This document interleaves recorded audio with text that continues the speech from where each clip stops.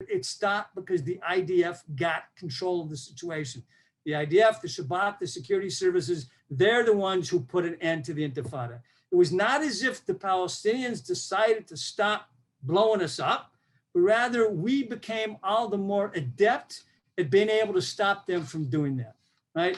And that, I think that's an important takeaway from how Israelis view the Intifada, that we defeated it, they didn't stop it.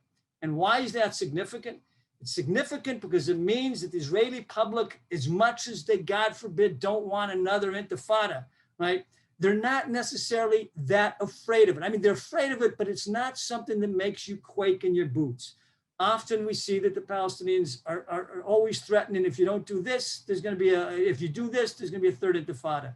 They said it after the U.S. moved the embassy to Jerusalem. They said it with all the talk of annexation of the West Bank.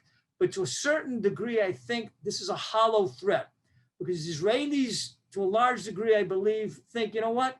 We dealt with it. It was awful. It was bad. We paid a price. They paid a much heavier price.